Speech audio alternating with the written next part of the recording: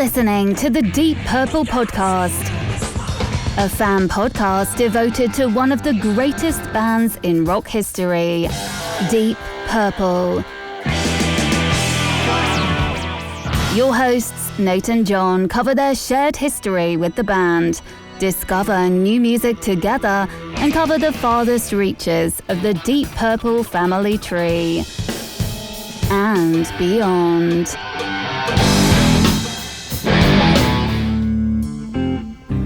Here's Nate and John now.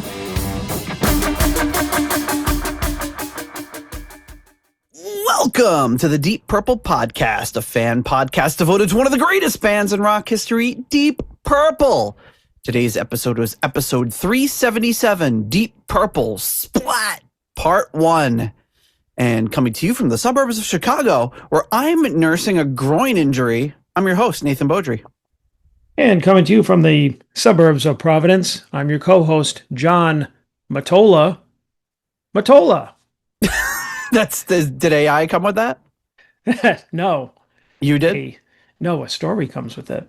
Oh, okay. I was like, because I think we've talked about this before when someone's like, puts in quotes their nickname, like Nicholas, Nick, in their last name. It's like, yeah, we know that's like, you don't have to put it in quotes. That's the normal nickname. It's right, like Gerald, like, Jerry. If it was like Nick, Greasy, whatever, then it would be like, yeah, but like Nick is not whatever. Well, so anyway, why is it Matola your?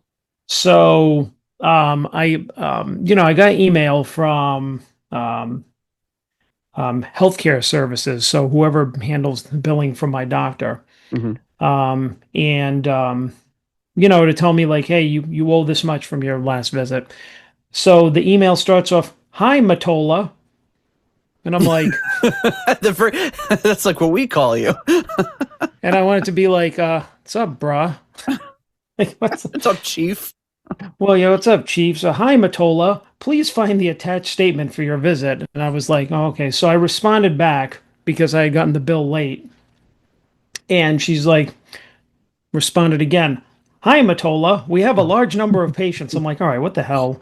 And I mean, I had signed my full name to obviously my responses. And then the third one, Hi, Matola. So I'm just like, all right, listen, you haven't earned the right to call me that. It's like when we called Coverdale, and he was like, Coverdale. He was like, "Hi, Matola," and I'm just like, "Sup, dude?" So what I think is like that, maybe it was like last name, first name, and I don't know, maybe it's some office, somewhere in India. They reverse them, so they're going to call you Mr. John. Yeah, exactly. There are people that call me John. that. There's like, "Hello, Mr. John." Yes. Yeah, I was going to say, it's usually like, someone that's not a native English speaker will call you like Mr. in your first name. Yeah, I've had a couple of people do that at work. They're like, "Mr. John," and yes, how can I help you? But this was like, "Hi, Matola," and I'd like immediately transported me back to like when we all used to hang out, and you're just like, "Hey, Matola's here." That's exactly what I sounded like. I felt like it was very informal, although like using your last name is formal, but when you just call somebody their last name, it's like, "What's up, Beaudry?" It's like, that sounds like too casual. Yeah, it's too casual for your healthcare provider. Well, I mean, they also could have forgotten to just add Mr. Matola. That was my first thought.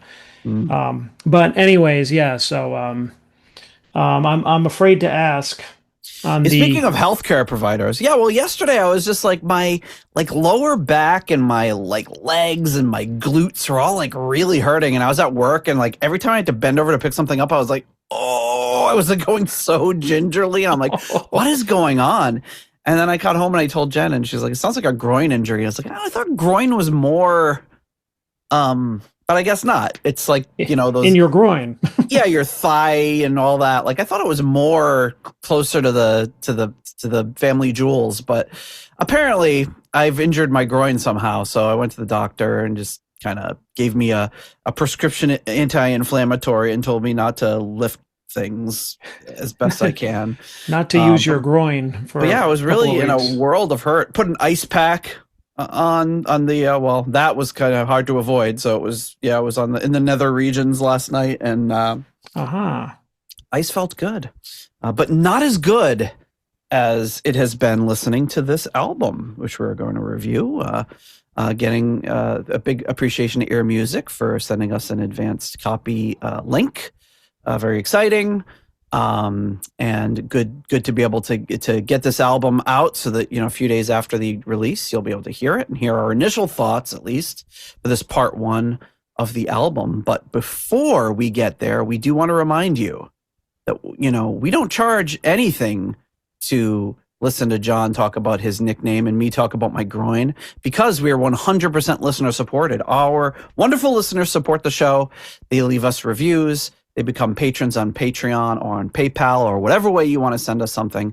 We really appreciate it. And when you become a patron and help this podcast be ad-free, you get access to our patrons-only Discord channel, our rating spreadsheet, invites for our live stream episodes, links to submissions for all the album rankings episodes, so you can weigh in on the album rankings, and access for our too hot for YouTube forbidden episodes via Patreon. So make sure to join us at one of those, and we would really appreciate it. And speaking of said patrons, coming in at our executive level at the in memoriam tier, the wonderful late Gerald, Jerry, Kelly, and family. Always think about Jerry when a new album comes out and wonder what he would think of it. And I miss our email exchanges, because I'm sure we would have had a good conversation about this one. The $25 Uncommon Man tier, we have Mr. Ovis Nakfi. At the 20 is Plenty tier, we have Alan. At the 10-pound Good Doctor tier, Dr. Mike Catan. At the Turn It Up to $11 tier, Clay Wambacher, Frank Thielgard Mortensen, Mickelstein, Will Porter, PhDPP, and Michael. Do not call him Bagford. Call him Ezrin, but don't call him Bradford. At the $10 Someone Came tier, Ryan M., Jeff Bryce, Victor Campos, Better Call Saul Evans. Fender Stratocaster signed by Richie Blackmore.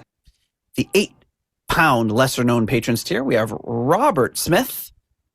And at the Deep Thoughts by John Matola tier, Mr. Fielding Fowler. And now, Deep Thoughts by John Matola. I can make jokes like that because I'm sure that my chances of offending somebody Gen Z on the show is 0%. Pretty low. Feelings on fire tonight. And of course, featuring Nate. featuring a little Deep bit Thoughts more featuring Nate. more than normal. And in the Deep Purple Podcast Hall of Fame, we have Rich Youngwe Shaylo.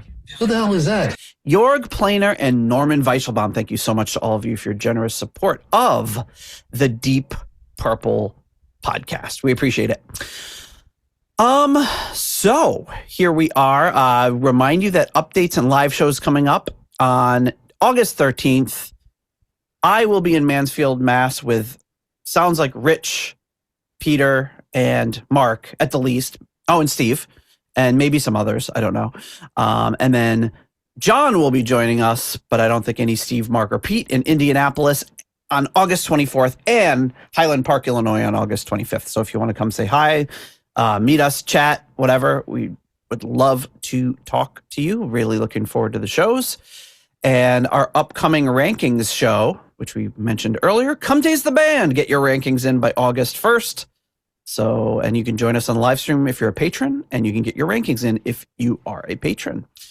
And then before we move on to the album review that everyone's been anticipating, just absolutely everybody, we have one thing, and that is Postcards from the Edge of Connecticut. I've got a couple here for you.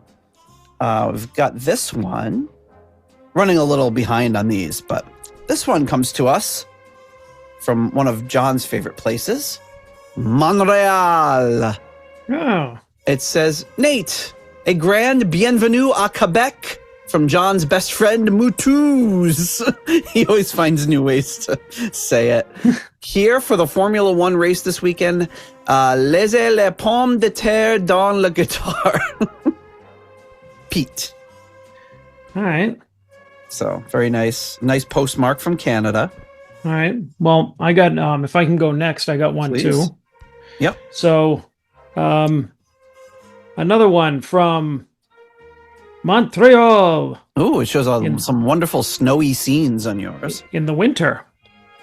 And this one, greetings from Motus. Motus. Oh, and it was Mooties, right? Just to be... Yeah. Yeah, Mooties. Well, I mean, that's how I said it. I don't even know if I said it right, but at this point, we're all spelling it however we remember it. So, greeting from Motus to you, John. Bonjour. We did not have to share our place with French people. All the best. My French is not so good. Peter. I like how you say bonjour like you're gonna say buongiorno. You say it Italian. Whoops. Bonjour. No. I did find out just yesterday. Well, I've been applying for Canadian citizenship because I have a birthright claim to Canadian citizenship. Found out I also have birthright claim to Italian citizenship. So I'm going to get Canadian and Italian citizenship. Wow. Try citizenship. Yeah, then I'm going to go crash your brother's place and be like, hey, come show me around. Show us around and translate for me, because my Italian is not so good. He probably would. I also have this one, a familiar face on the guitar here. Mr. Rory Gallagher with his Strat. It says Stratmosphere, and the post office put a big sticker right across the front to kind of ruin the picture, and across the back too, so I can't even read about it. But it says, "Hey guys, it's Irish Tour 26 live. Saw Rory Strat at the National Museum of Ireland. Attended the Rory Music Fest in Ballyshannon. Saw his gravesite and his music library in Cork. Also saw Titanic stuff in Cobb." The Roback. So thank you. And I know he had a relative that perished on the Titanic, which is very sad. All right. Well, I got one more. I like how this is shaken out here. All right. Well, we'll just do an forget the album. We'll do an all postcard episode. I have another Rory. Yep. So we got 1 and 1. So this is I don't know what this is. What does this say? Ballyshannon Donegal. What is Donegal? Is that the name of the town, or Ballyshannon is the town, right? Is Donegal maybe Donegal's the county? Yeah. Well, wait a minute. They have all different ways. Things it's like villages and seats and all. It says it on the back. Ballyshannon is a town in County Donegal, Ireland. County. Yep. It is located at the southern end of the county where it crosses the River Erne. Sorry, my eyesight is not so good. That's what's we're in Erne. Erne. It's like what Bert calls Ernie.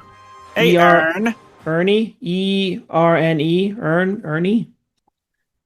I don't know. Anyways, I can't. But what I can read is what is written on the postcard to me. All right. Hey, John. Rory's guitar is pointing at the shop where I bought this postcard. Oh, that's like a compass. Yeah, so let's see. Yep, there it is. Which it looks like it's called Rock. But no, sorry, Bookshop, Rock Shop. Forget it. I'm not reading anything small anymore. No more reading for John. No more reading. Only listening. Best of luck to you and James on your upcoming wedding, the Roback. All right. Thank you, the Roback, and Pete. Thank you, guys. Appreciate it. All right. So here we are. You'll get this episode a few days after the release. You'll have the weekend to digest it and then open up Monday morning with our initial review of the first half of the album. And so, John, what's your history with this album for the past 48 hours or whatever?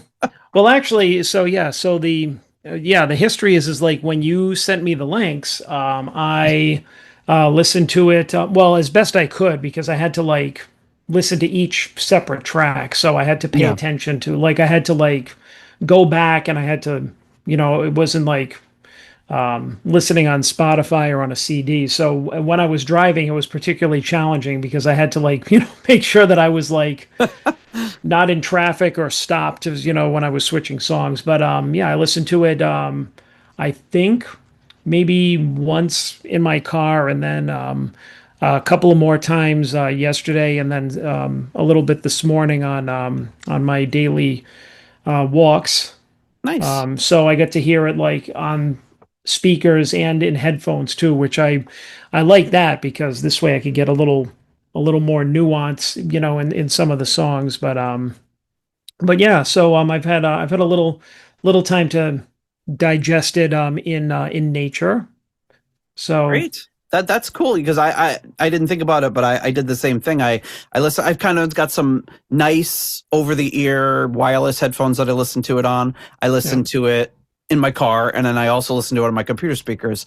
Not these ones, but the ones on my computer upstairs, which are not so good. It definitely didn't sound great on those, but it sounded good on the other two. But nothing sounds great on those. They're just kind of those crappy, whatever cheap speakers you get. They're just something for when I need to have something at the computer upstairs when I'm, the kids are playing video games or whatever. So, it's interesting, and I feel like I've got a pretty good handle on the individual songs in a way that sometimes I don't. And maybe that was a benefit of having to listen to each song individually, because sometimes you can zone out and be like, wait, did a new song start, or is this the same one? And now you're kind of forced to listen to them individually. But yeah, that's true. I had a little problem with the track names too, because the way they were coming up on my phone, I saw like, I don't know, like Arrogant Boy would be like AR and then ...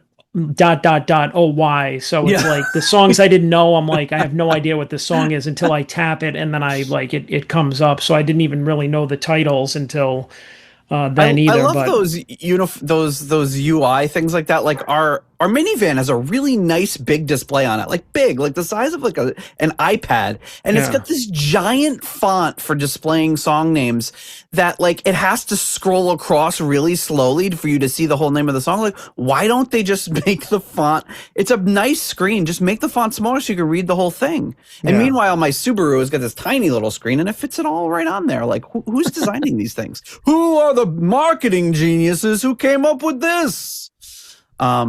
But yeah, this has been a lot of fun kind of checking this album out. And it's obviously, I haven't received my physical copy yet. I'm hoping it will come in early. And I did put up a little written review on the website, just of kind of my initial thoughts on the songs, but looking forward to kind of diving in and listening to it with you and getting doing what we do to kind of listen to the album. So my dog has her sister over, and they're being a little wild, and those bitches up there gossiping. Exactly. Oh God. I have to edit their barks out. I guess somebody is here to pick up her sister. That's the only explanation for the chaos. Well, the good thing is with your noise compression or whatever, I can kind of hear it, so it's not very it's not harsh. Good. I'm hoping the same for our listeners. Okay, so let me just so we do have here I guess we'll get right into what we think. I did find a website that was selling the like some version of the album. I think it was one of those like master records or something. And it did get into like some of the credits, but other than that, I don't really know, other than the obvious things. We know who Deep Purple are. We know Bob Ezrin. So there is like a little sheet that has some of that stuff that we can probably pull from for this episode. But right up on the screen right now is the album cover. John, obviously we saw this before the album was released. What do you think of the cover? It's weird. Yeah. It's definitely not your run of the mill later Deep Purple. At least the last, I feel like a handful of them were very kind of simplistic, although if you could read into them, you're just like, oh, okay, I see where this is going. But this is definitely, when I look at it, without trying to analyze it, the first impression that I get is that it's almost like the art is almost like kind of like trying to be I don't know, like a throwback to like a prog album cover from the 70s or something, like, because it's very artistic and Roger odd. Dean, the guy who did those. Yeah, like a Pink Floyd album cover or something. Pink Floyd was the first thing I thought of when I saw it. Like, it looks like it would have been one of their late 80s, early 90s sort of releases. Yeah, something like that, or Rush or something where maybe from the 70s, or a band like that from the 70s who's like had their early 90s release was like a cover like this. But that being said, it's pretty interesting. It's a do we know who the artist is? Or You know who what? Let me see if I can open created up the concept? Yeah, and if I can't, maybe we can find for next episode. But it looks like additional musicians, mix engineers, pre-production, mastering, all songs written by. No, I don't really think it says on this little sheet I have here. That's from Revox, who is doing those like. No. Maybe we can get into that next time, but they're doing those super, super expensive, $500 master record and like the 20,000 pound reel to reel machine that you can listen to it on. And it's like, there's only 25. I'm like, I don't know if you're going to need 25. They look absolutely beautiful. And there's like a 7,000 pound turntable. That just looks gorgeous, but that's $10,000. Yeah, I don't need it to sound that good. Or for a record player, that's from I've got I inherited my wife's grandfather's record player. That's top of the line. I won't say top of the line because it's not 10,000, but it's it's like a $500 record player. It's very nice, but I could have 20 of those for one of those. Right. It doesn't say here who did it. Well, it looks like a very it's definitely well done. I mean, you have to give them this. I mean, aside from being a band that's been around for like 60 years ish at this point, the creativity has not slowed down here. So it just looks like a guy walking into the door of another dimension. From nature is what it looks like, and the art is very kind of I don't know, it looks almost like pixelated, not in a lo-fi way, but it looks like what was that art technique that they called it? Stippling. Yeah. Yes, I remember. If you zoom in, it does have like that kind of weird texture to it. Yeah. I mean, this is obviously going to get a little pixelized if I zoom in, but. Remember our art teacher used to say that at high school. He used to be, and he was he had that French accent, so he'd be like stippling. He'd be like the Canadian French. Stippling. He was also a weirdo. But yeah. Which one was that? Who was that? Brother Marty. Oh, Brother Marty. Yeah. Oh, me and Paul loved him. It was just like he'd always there was one point, like I think in our senior year, he wore this he would like just from what I can remember, he was like kind of a short, stocky guy, like his hair brushed back with a little goatee, almost like think of like somebody that looked like like a chunky like Colonel Sanders, his face. But at one point, he started wearing like this kind of this brown. Like it wasn't like a blazer, it was like a brown coat or something. And Paul used to be like, "What does he think he is, Luke Skywalker?" because the tan like jacket looked like that. It wasn't like a blazer; it was just like a, I don't know what you'd call it, like an apron or a smock or something. And it was like, it was used to be like, the techniques we're going to learn today is stippling. It's like burned into my brain. Well, maybe Brother Marty designed this album cover. You don't know. Yeah. We won't know until I get the hard copy in. It's anybody's guess. But anyways, yeah, it's very interesting, thought provoking, very in line with what Deep Purple is doing now. I mean, you got to give it to them. At least they're not churning out cheap crap. Yeah, and it's a big departure from obviously the last album cover was about as simplistic as you can get. Yeah, it's a Deep Purple =1 in black on a white background. Cool font, like it was modeled after Gillan's handwriting, from what I heard. But this it's not one of those albums like it's not the Sgt. Pepper. You're going to be staring at it for the entire time you're listening to the album. This, on the other hand, it's not like overly busy, but it's very thought provoking. The way the splat kind of intertwine, like that font, that really tall, super skinny font that is interspersed with the background sort of. It's like it's blending in. It's like going behind the rocks, but then it's like popping back out and going back in. So it gives you that really 3D effect. Everyone's calling that guy walking towards the rectangle Gillen. And when I look at it, that's what I think too. Like it looks like Ian Gillen. Actually, yeah, it could be. And I don't know why that's like the initial thought, but obviously the splat concept is kind of his. And then it's got this cool whatever you call it, like a circle, almost looks like a portal made up of like rock and trees and brush and like some like purplish flowers. And in the background is that sky. It's very like when I first saw the album, I didn't realize it had that stippling effect until I got like a bigger file size of it. And then I noticed that texture to it. So it's not just that plain solid color background, but it's a very cool effect zooming into the background and seeing that effect of how they make the sky, the night sky, or the darker part of the sky and the lighter part of the sky blend in with, at the bottom it's just dots of the darker blue, and at the top it's just small dots of the lighter blue. But yeah, it's a really cool effect, beautifully done. It's like he's going through the doorway of like, I don't know, Narnia or something, you know? Yeah, he's going into a different dimension. And, this album is kind of talking about themes of the end of life, the end of mankind, that sort of thing, which I feel like the last album had the same themes. I think it's, guys in their 80s are going to be thinking about these concepts. It's a really cool album cover. The whole booklet is really, really cool.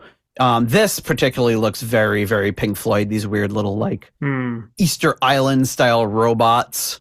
Yeah. Kind of coming out of the water. It's a really, really cool effect.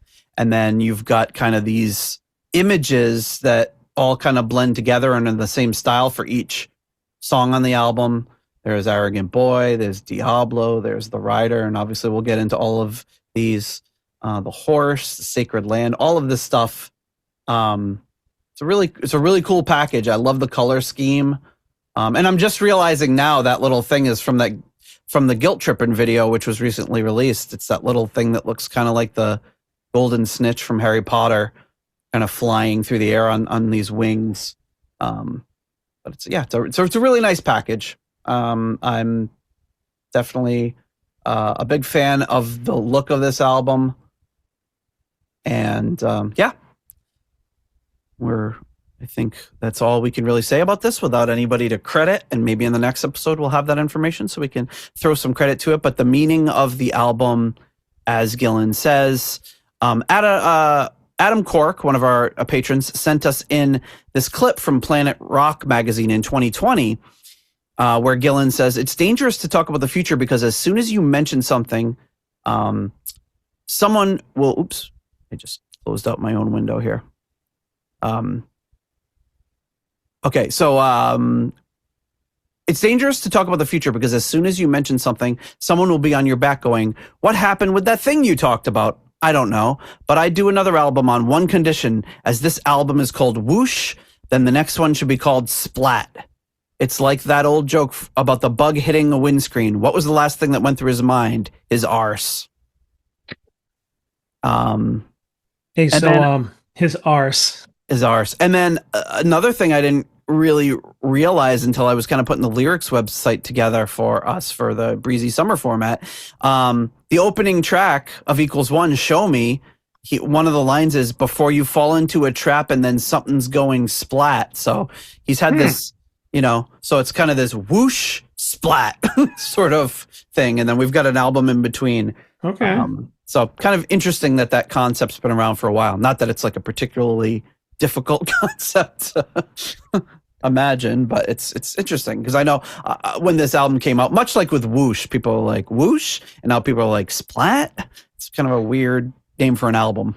Well, one syllable, easy to remember, with an exclamation point. Yeah, and but like with any silly album or band name or whatever, you just get used to it and don't even really think about it anymore. All right. So, anyways, who was did you say who the artist was for some of those psychedelic albums? Oh, Roger Dean. Okay, he did the Yes albums and stuff like that. So interesting. Heap a few albums, I think.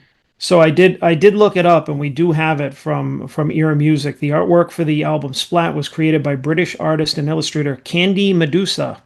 Ooh, okay. That's Candy Medusa. She designed the cover and the 12-page booklet that comes with the physical releases. Oh, wow. She's great. Many fans say it looks like the work of famous fantasy artist Roger Dean. Oh, So, there you go. See, So you were not the only one. Candy Medusa. What a great name. Is that, I wonder, was she the one that, I'm assuming it's a she. I don't know. I would think so. That did,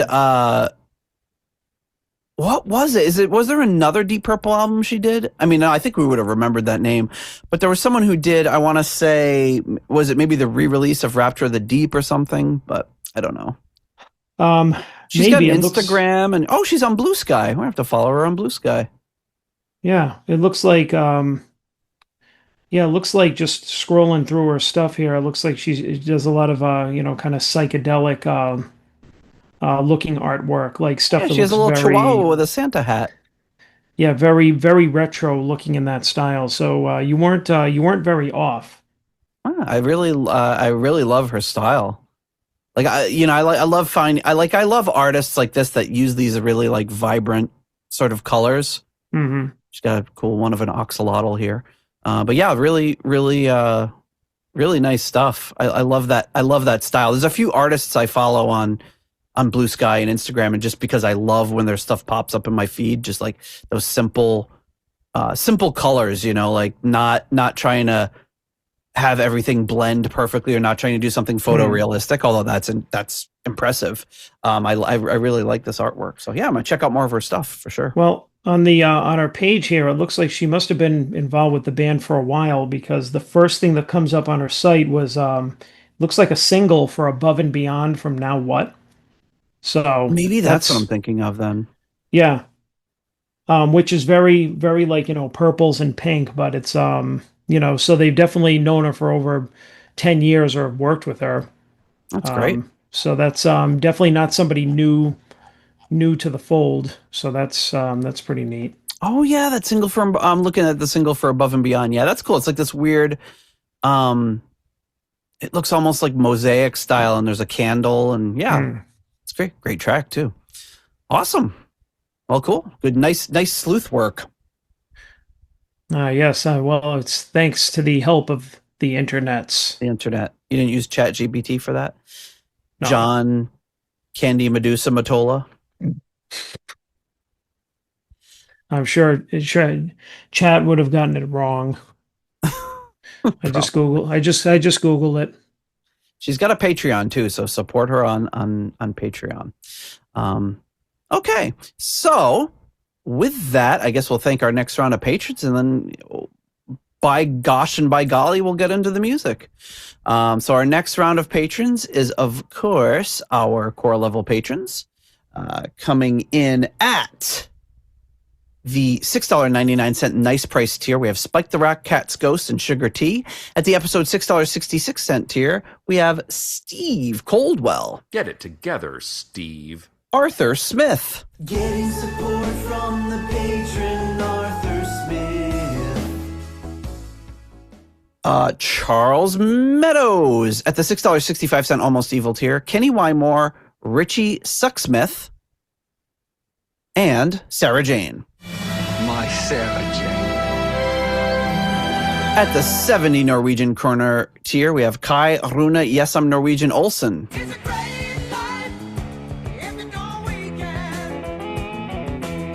At the $5.99 the nice price tier, Adrian Hernandez. Hernandez error. Hey, who the hell are you? And Scallop Strat Matt. At the 60 kroner Scandinavian Nights tier, DJ Newt Martin Johansson.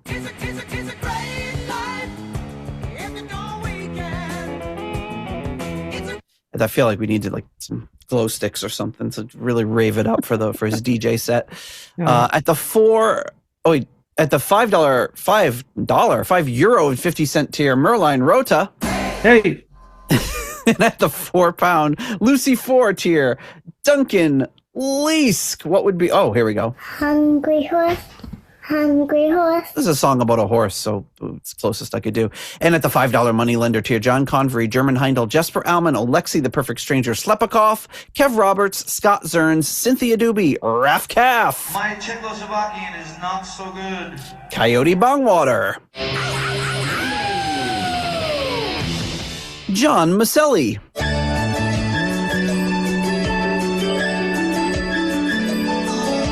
Oh yeah, you and Madonna. Okay. Ralphie Lee. I hope to meet you again real soon. You have a good, deep, purpley day. Jelly Bean. Evan Robeson. Purple Swede. Sweet, sweet, sweet, sweet, sweet, sweet, sweet, sweet. Joe Dopefish Sigler. And thank you so much to all of you for your support of the Deep Purple podcast. Well, this album opens with a single that's been out for a little bit. The opening track is called Arrogant Boy. It's probably the song we've heard the most so far as it's been out for a little bit. They did kind of the same thing that they did with the previous releases. The previous album where they put out these 3 singles and then they kind of packaged it up into an EP with the last sequel, the last single, Guilt Trippin', being the first on the EP, and then they put some live tracks on there. So that's been together on Spotify for, I don't know, a week or two, and I've listened to that a few times. So I'm definitely familiar with those 3 songs. But as far as Arrogant Boy goes, all songs are credited to Airy, Gillan, Glover, McBride, and Pace. The single was released on May 13th. And Gillan does have some stuff up on his wordography about the songs. He says about this song, Billy has had enough and raises his head above the parapet sufficiently to be noticed by the political elite whose members really don't like him when his unwashed man forgets his place and dares to speak out. They called him an arrogant boy and tell him to get back in his hole. So there you go. Ooh. Typical weird Gillan explanation. But here we go. The opening track of Splat, Arrogant Boy. Dear God. Okay, I'll bring that down a little. Maybe up a little. Up a little. Just a teensy bit.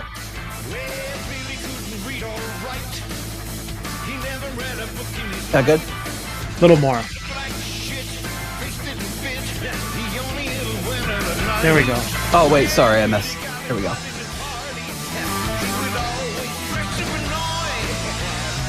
This looks like just a solid block. Definitely brick-walled, obviously, which we'd expect.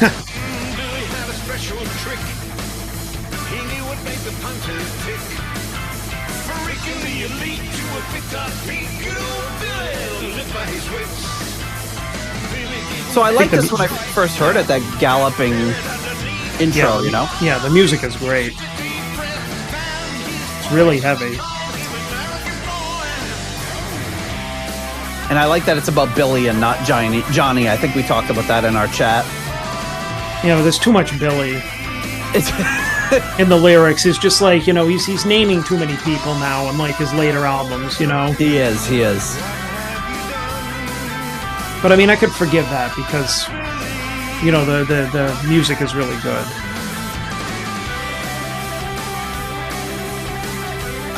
I love Don and Simon playing together. Like, they do a lot of this on this album, a lot of these unison runs. Yeah, this is great.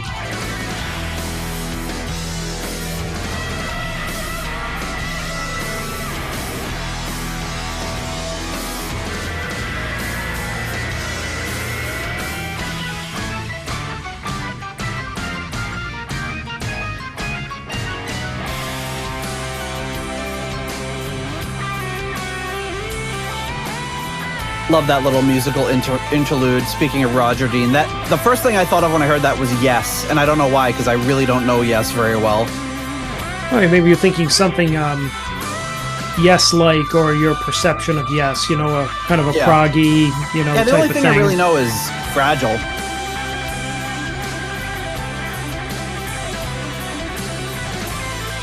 And I like that Don's doing these chords, these swells, while Simon's returning back to that, and then he joins in.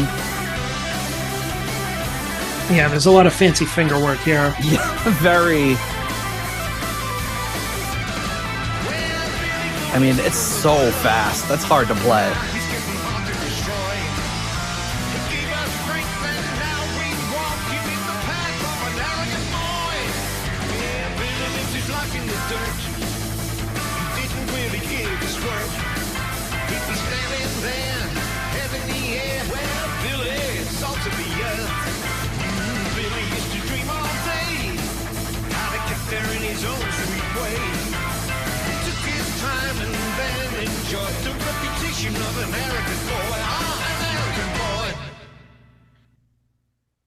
Yeah, I'm trying to tune out the lyrics so I just don't hear Billy every other word. That's how I felt about Charlene on the last album. He said Charlene so many times. No, but I mean, it's fine. That's a good song. But I like my interpretation of it was more that it was like,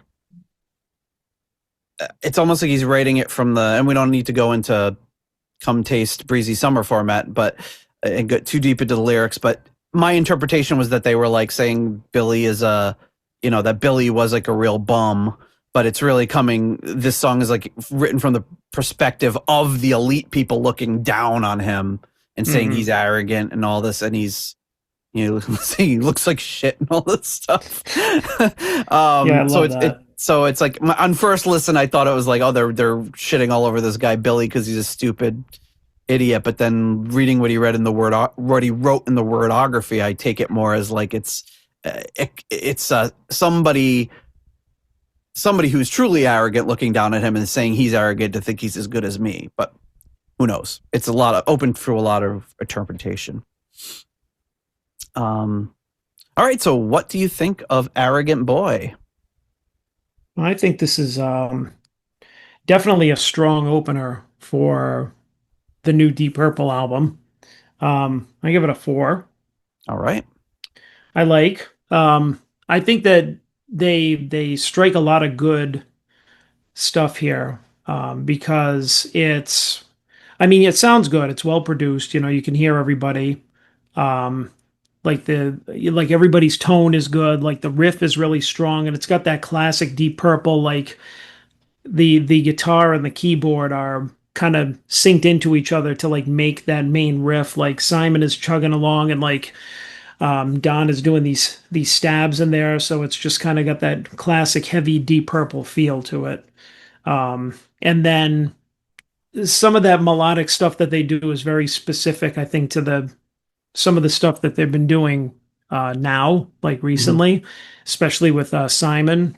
But I mean, I can also tell like Don too by hearing a lot of like his stuff over the years. He does this very like, his runs and everything. These very like fluttery like type of like keyboard or piano runs and stuff that he does with Simon doubling it is really good. Impressive to hear. I mean, at all of these guys' ages, but just talk about Don Airey, like that, somebody his age has got to have like arthritis or something, and his fingers are just still flying over the keyboard, like no problem. I mean, I could see Simon still being fast because he's like around our age, but I mean, the rest of the guys. I see, even at his age, I'm like, oh man, I don't. Yeah, but just imagine like how he does it.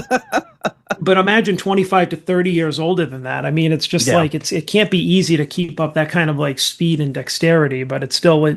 I mean, it sounds great, and Gillan, he's like for the whole album, I had to like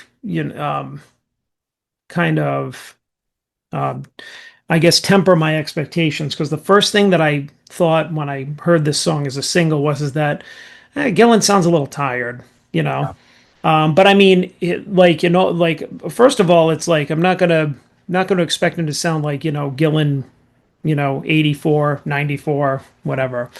But he still sounds like Gillan, and it's still impressive, like the range and like the melodies and everything that he hits at his age, because I mean, it's not like he doesn't do any singing, like he's still singing really well. But there are parts where he sounds a little warbly, I guess you could say. But he still like, he kind of throws in his little ticks, his little and stuff like that, which I think come natural to him. And there's some doubling of his vocals, a lot more than there used to be. Probably to like thicken the song, pad it up a little bit. I don't have any problem with that. And you know what? To his credit too, he's not trying to go out of his range. He's not trying to scream. He's not trying to go too low, sound different. He's just trying to sound like, Gillan at 80, and it sounds good. He sounds really good. But, like I said, there are some times, like there are parts in the song where I was just like, yeah, he sounds like he's a little, not struggling, but it's just like, you could tell that he's getting up there, but it's, it still sounds great, it wouldn't be like this Mark Deep Purple without any of these guys, including him. Yeah, for sure. And especially him. He's really done a great job over the years, and he's still continuing to do a good job of tailoring his vocals on the newer material to meet what his whatever physical limitations he has. And you could probably say the same about all of the musicians in the band, but it's not as noticeable on an instrument as it is with a voice. Right. Like, if you took like, a Gillan from Perfect Strangers and put it over this music, I'm sure that the power and the range and like the intensity would be much different. And, but we're not talking about that. You're talking about Deep Purple where they are today. And, given that, I'll only, I'll never try to be one of these people that's going to judge it by, it's just like, oh, it doesn't sound like 40 years ago. Of course it doesn't. Well, somebody, Gillan just announced this speaking tour that he's doing in England, or maybe all the UK. I can't remember, but somebody in one of the groups I'm in made a pretty funny post and said, people are, any second now, people are going to be complaining about how he doesn't talk like he used to. It's like everyone holds him to this standard. And even when this album came out, everyone's, and the band too, they're comparing it to like, oh, this is one of our heaviest albums in years, and this is the heaviest album since Machine Head, and they bring up all this stuff, and it's just like, I don't even compare it to Machine Head. That was 54 years ago. If this came out and sounded like Machine Head, I'd be disappointed. Like, we've got Machine Head. We can listen to that anytime we want, and plenty of people do. Like, I would hate to see a band 50 years later that's has not evolved at all, just still releasing stuff like that. Like, Machine Head was amazing. It was amazing in its time. It's still amazing, but it's not, I don't want to hear them just keep doing the same stuff. And I put in the review that I posted on the site, one of the things I like about Deep Purple and I like about this album is they continue to stay true to they have a formula. They have a technique for how they write and put together music. And it almost doesn't matter how much different the music sounds as a whole. You can still hear those threads of, and more so than ever, more so than a lot of the albums that had Ritchie Blackmore and John Lord on it in, say, the 80s, where Ritchie was getting solos on every song and John would have maybe only 3 or 4. Now that interplay between organ or keys and guitar is more intact than I think it's ever been. Which is great because that's the stuff that I like. I don't want, it's not to say that every song has to have that. Some songs can have one or the other or neither, but it's great to hear that interplay more often than even Perfect Strangers, as great an album as it is. John Lord and Ian's pace drumming even was kind of pushed to the background. And I like that that's not the case anymore. Yep. But what do you think? will also give this a 4. I think it's kind of a barn burner of an opener. Yeah. It's just a little over 3 minutes long, and they fit so much in there. They get that little musical, that prog-ish interlude. They've got this slow tempo part. They've got these great, amazing fast playing by Simon and Don. Like, I feel like I'd have a better chance of playing that keyboard part than I would the guitar part. Like, you know what I mean? Yeah. Like, I don't think I could play either, but I think I'd have a better chance because you're just, getting your two hands to work together in unison that fast. I've never been great at that. Same. And it's, but with a lot of practice, maybe one day I could play one or the other at half tempo. All right, so the next track up is the second single released, Diablo. This one, the second single, this was released on June 5th. Both of these came with a music video. Interesting that they did all of them different.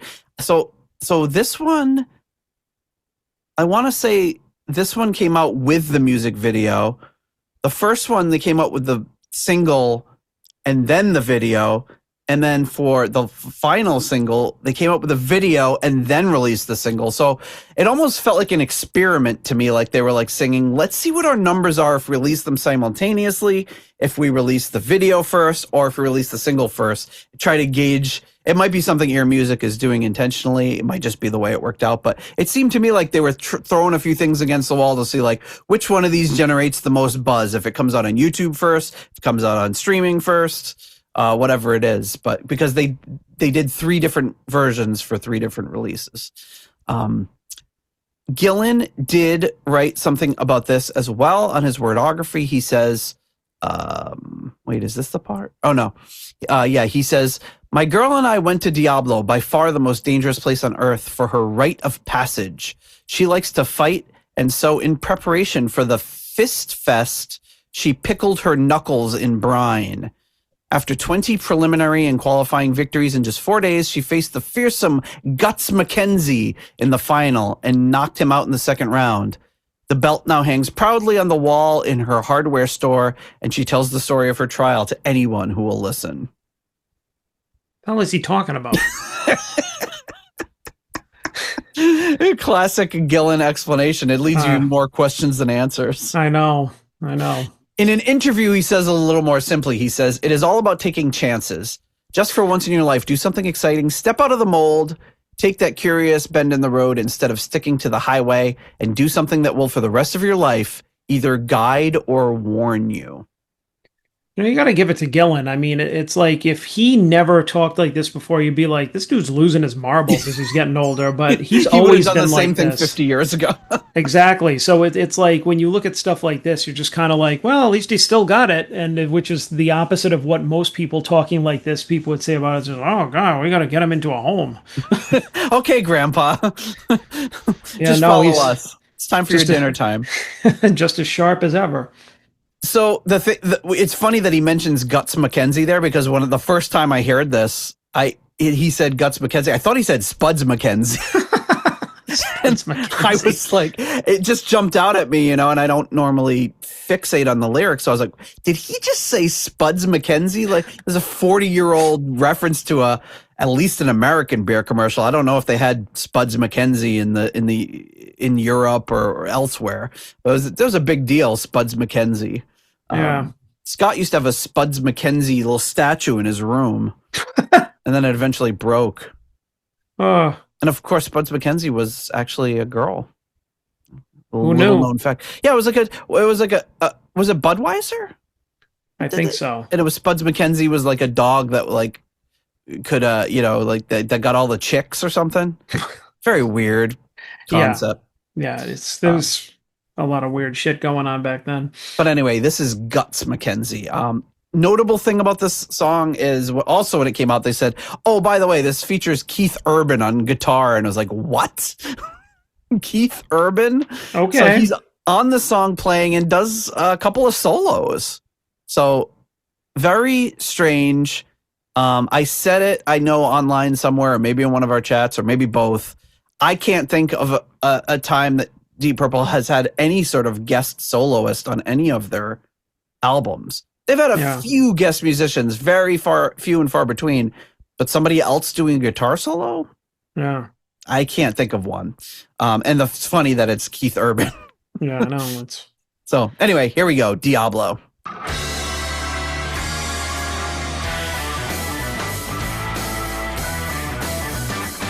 This riff reminds me a little of I'm the Slime by Frank Zappa.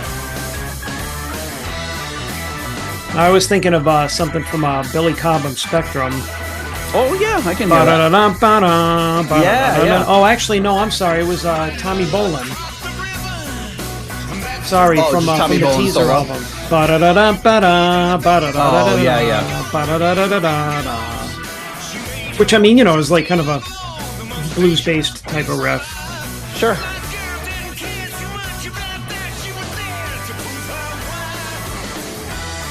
This song to me seems a little safer than the first song.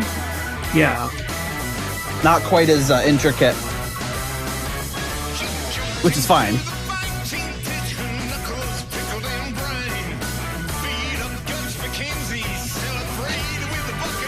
So there's the party described on the wordography.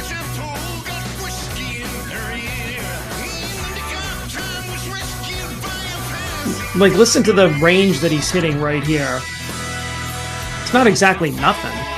No, it's great.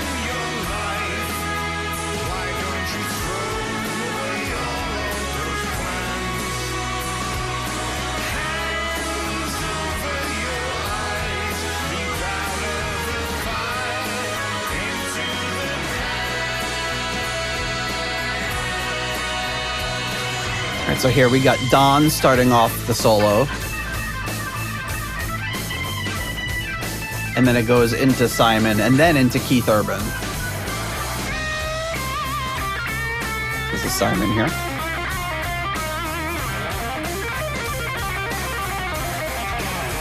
Now there's Keith Urban.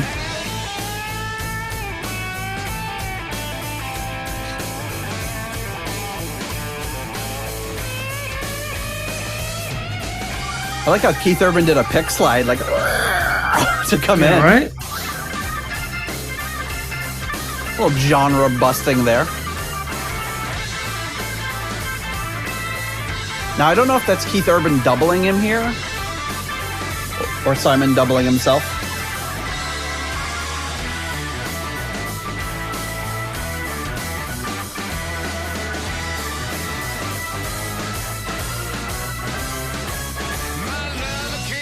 So cool. It's cool to have that some like genre busting sort of stuff going on, you know? Yeah, it's always good to hear somebody, you know him for one thing and you hear him doing something. I do like that. Something out of their comfort zone.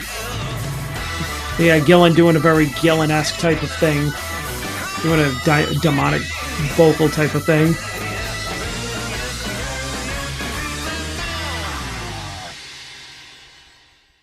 Cymbal ringing out there, but yeah, it's cool. I mean, it's like it is a little weird to have like Keith Urban. Let me preface this by saying I don't know a damn thing about, like, I know the name. I know he's a huge mega star in country music. That's about it. But it's funny to have him on as just doing like this guitar solo thing, and then presumably maybe playing some background stuff throughout the track. Just kind of funny. It's like, is it one of those things like you're doing it just because you can? Because he's around and you can, because it's like, to me, that wouldn't be the trademark. It would be more like his singing or songwriting. But again, apologies to anybody who knows a damn thing about Keith Urban, because I don't. Me neither. It's like that Joe Satriani album where Glenn Hughes just played bass on it. You know, it's like, again, Glenn Hughes, great bass player, love his playing. He is the singer, you know, have him singing on an album wouldn't bet an eyelash. It's just funny to hear that that's what's happening. It would be like if, you know, Stevie Wonder was playing the tambourine on your track, you know. Because you have to tell people. It's like if you have to tell people, oh, by the way, that's Stevie Wonder playing the tambourine on this. It's like, why do it? Well, there was that Kiss tribute album back in the 90s where I think it was Lenny Kravitz did a cover of Deuce and Stevie Wonder played harmonica on it. Well, he is quite well known for his harmonica playing, but it is still funny. Yeah, but exactly. It's because, you know, first of all, there was no harmonica on it. And second of all, it's like, yeah, I mean, I think that people just, you know, there could be just people like walking through the studio or coming around to visit, or they have somebody in mind and they're just like, yeah, I really like this groove. I'll play on this and I'll take some credit. I'll take no credit. You know, it's like, who knows what happens during the process, you know? Wasn't there like a Deep Purple related album where Phil Collins like did like the finger snaps or something on a song? It was like, that's Phil Collins. Like a giant of entertaining, as Chris L would say, and as he's doing like something that literally anybody could do. Yeah, I mean, I remember. It was something I like can that. remember I you just don't saying remember that. what it Yeah, was. but It's kind of exactly. I funny. mean, you could have gotten Phil Collin in there to do it from Def Leppard. It would have made a They should have difference. got Phil Collin and Phil Collins doing finger snaps. Ooh, together for the Yeah, first exactly. and last time. Yep, both with their shirts off. Ugh. Yeah, but also, okay, so what do you give this track? I'll give Diablo a 3. All right. I didn't like it as much. I mean, the I like the riff because it was familiar. You know, it may be what the hell is the name of that Tommy Bolin song? I know what you're. Da-na-na-na-na. It was yeah, Yep. it was the instrumental from the teaser album. Yeah. But whatever it was, it's just like, and I mean, it's just like a basic, from the, your blues scale or whatever. So it doesn't really, it's not like they copied it. But like you said, it sounded more, I guess, straightforward. My favorite part in it was like, the solos. I mean, I really like what Don is doing so far on this album. I like Simon too, which I'll talk more about as we get through the whole album is that like he's got a really great tone. Like I know we were talking about maybe recently, we're just like we haven't really figured out his style yet. Like, we're just like, okay, like Richie sounds like Richie, Tommy Bolin sounds like Steve Morse, his his go-tos, what he sounds like. Simon has definitely got like some stuff when he does it on some of the tracks. I'll point it out, but I've been like, oh yeah, I can tell it's a Simon thing. But in terms of his tone and his sound, he's just got this really nice, like overdriven set. It's not distorted. It's not like wimpy. It's like it's right in the middle. It's just this nice, like kind of high end, like just like nice, like heavy distortion. I'm sorry, heavy, like overdriven sound. And he doesn't play as precise as Steve Morse, but he doesn't play as say like as unbridled as Richie. He's kind of in between somewhere, which I like. But I'm starting to get a sense of his style a little bit more on this album now that we're kind of used to some of the songs. Yeah, I mean, he's quickly moving up the rankings of my pantheon of favorite guitarists. He's interesting. You mentioned his tone. There was an article that came out just a few days ago, and I posted it on the social media, where he was talking about his tone, and he says he doesn't like truss rods in his guitar. He has them removed or has them made without them or whatever, because he thinks they don't help his tone or they whatever. And I'm like, so I posted it on social media. And I was like, I didn't even know that was an option. I thought it was a part of the guitar you had to have because it like goes through the neck or whatever. But apparently he doesn't have truss rods in his guitar. He says that's something that's a part of his tone. So I was like, okay. I thought that was mandatory. But that's interesting. But not only his tone, but he's got like a very deep bag of tricks. It's not. And I would almost say it's deeper than any of the previous guitarists in Deep Purple. Like Steve Morse, he'd do that, he'd always do that like little staccato run. Richie did a lot of his Richieisms, his falling down the stairs thing, and Tommy Bolin had his like that. So they all had their little like signatures, but I don't think he has that one thing, and that's. He does like I'll point it out when he does it in like the solo that he does. There is something that he does do, but it's not as I don't know if it's as catchy as or so it's but what he does is like he can pull from like he can do some like tapping stuff, and then he can do some like pinch harmonics. He does all of these different things. And he switches between them so fluidly, and it's probably due to his age and when he learned how to play. And Richie was pulling from a much more shallow bucket of guitar influences, right. And and then it was and Tommy the same. And not saying one bad word about any of them because they're some of my favorite guitarists of all time, but it's just like because he came about like 30 years later than all of these guys or most of these guys, he's pulling from this classic stuff, from newer stuff, from more heavy metal influences, Satriani. Right. He's got all these influences from all over the place, and it makes him into like a very, very well-rounded player. Right. And very technical. I love his playing. But yes, I'll give this one a 3 as well. This one did not. It's grown with me, and I like it a lot more now. And not that I disliked it, but I think it's more lyrically than anything else. I think it's average. It's but it's good. It's a good track. Just wasn't like quite a huge standout for me. Okay, the next track up is called The Rider. And this surprised me. This is not what I was expecting from a song called The Rider.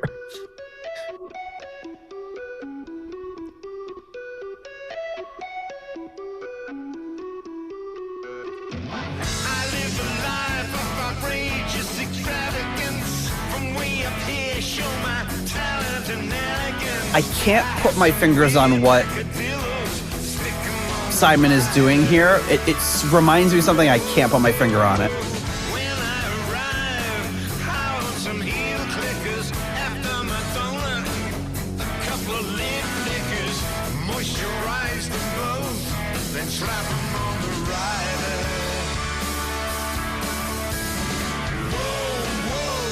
And when I saw this song, especially with the song about the horse on the album too, I was like, the rider, a horse, what is this? Is he going to do this like pseudo-Western style thing? But it's about a rider for like a performer, like take out all the blue M&Ms or whatever Van Halen had.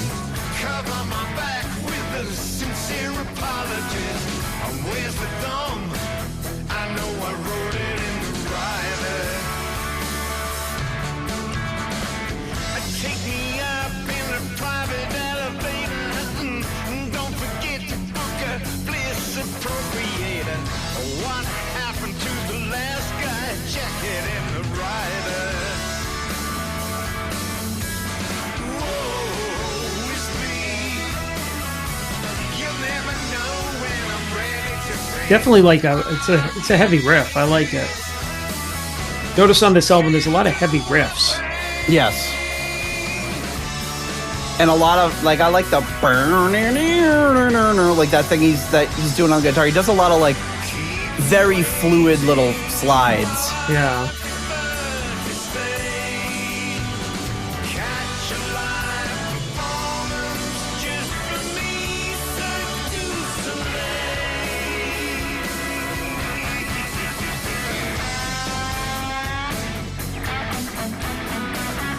Leaves a lot of space in this solo. I love it.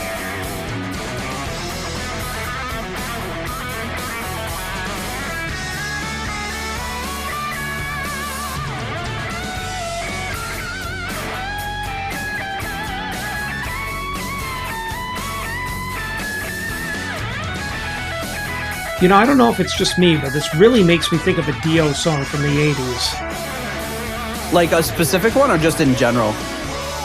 I think it's a specific one, but I can't put my finger on it. Because I keep thinking it, because there's actually a couple of things that are very kind of like Dio-esque. With the riffs or maybe Simon's playing, which I think is, tracks because it's Deep Purple family related. Whether it's intentional or not, but I mean, I don't... Yeah. Maybe that's what I'm thinking about too, because it reminds me of something as well. I didn't put my finger on Dio though. I don't know, it makes me think of Dio or But you've got another Northern Irish guitar player. I'm sure Vivian Campbell had to have been pretty important to him. Or even that is a rock and roll rebel from Bark at the Moon,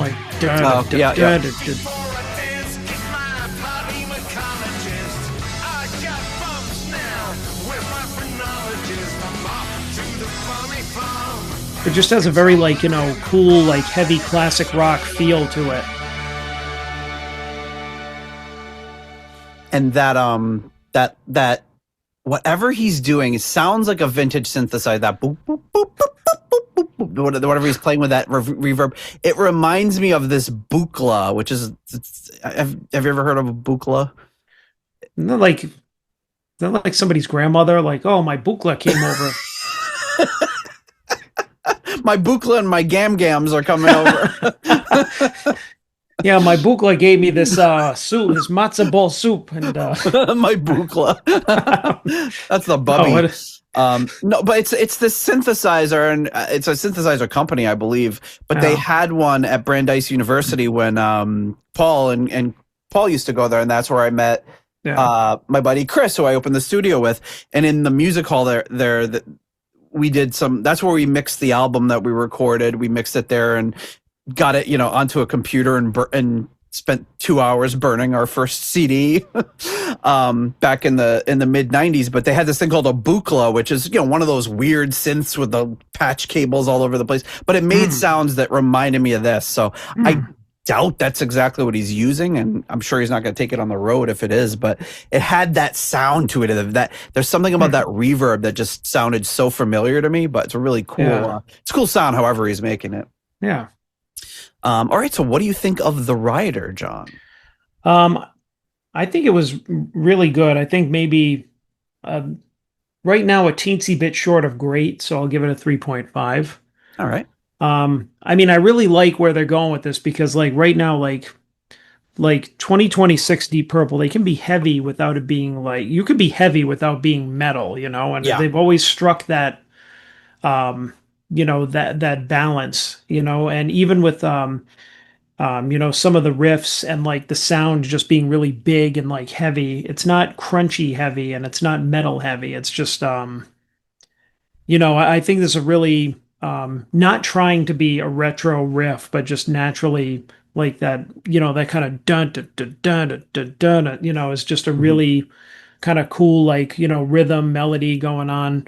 And then Simon solo, like you said, great like tone, great use of space. You know what I mean? It didn't sound like a throwaway.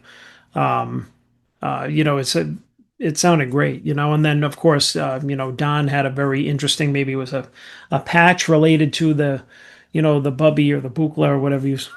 The bubby. Think of those like Bubby's pickles or the Bubby's sauerkraut. They got the little picture of the Bubby on them, and then they have those Bubby's, those ice creams, those little mochi ice creams. Bubby's mochi. Yeah, I heard of it. But yeah, like my Bubby mochi.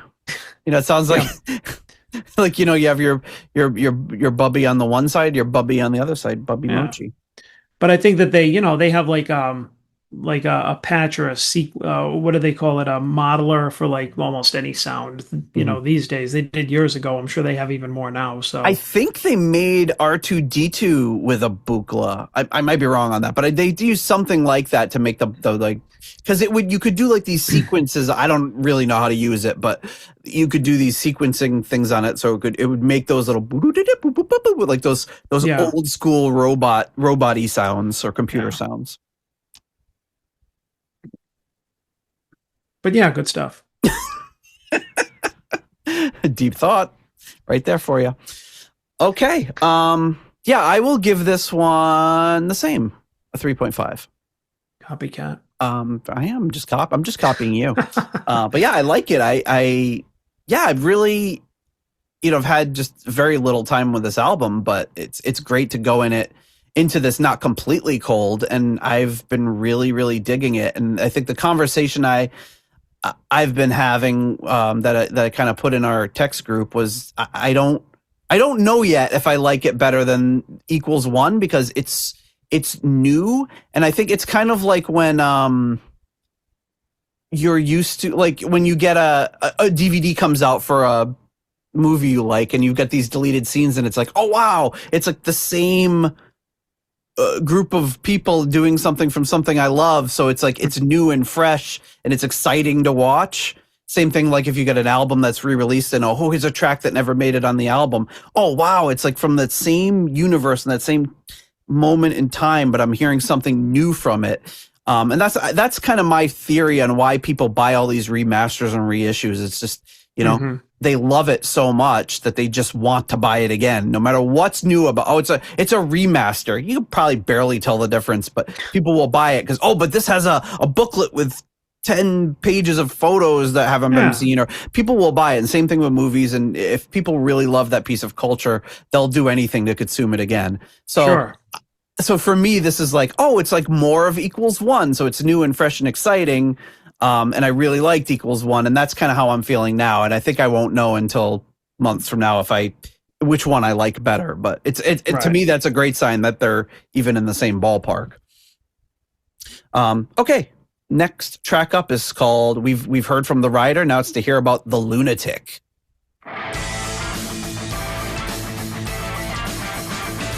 Very heavy. I love this.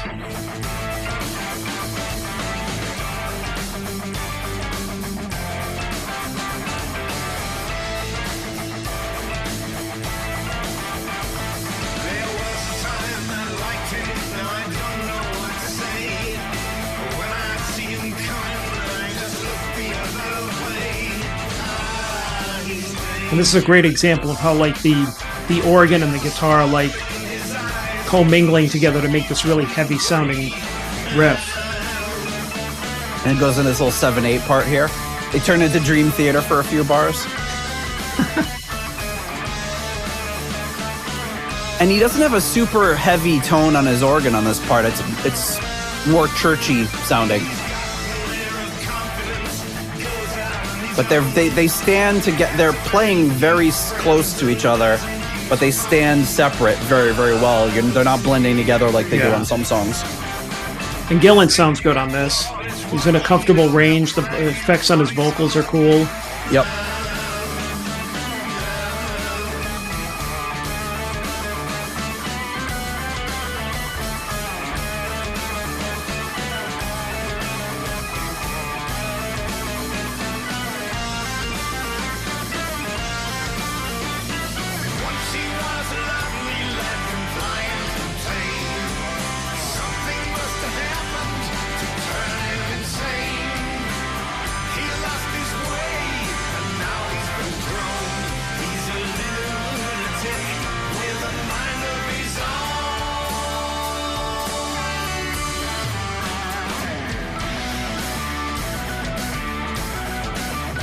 This is a classic Deep Purple sounding breakdown. Yeah, this is great. Going into a solo with this.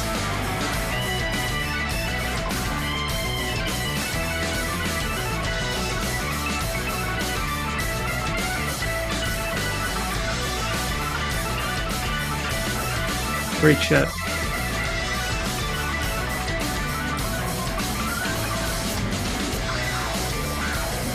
Yeah. Oh yeah. I love it.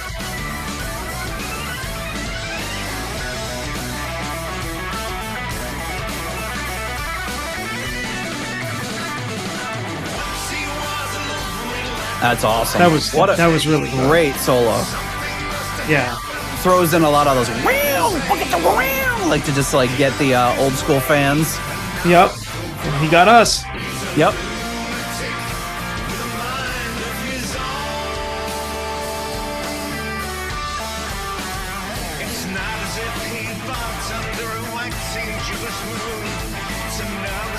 He called it a waxing gibbous moon. I always called it gibbous. Is that a UK thing, maybe? For the audio listeners, John shrugged. I go, meow. I like that that's like the chorus is like, meow.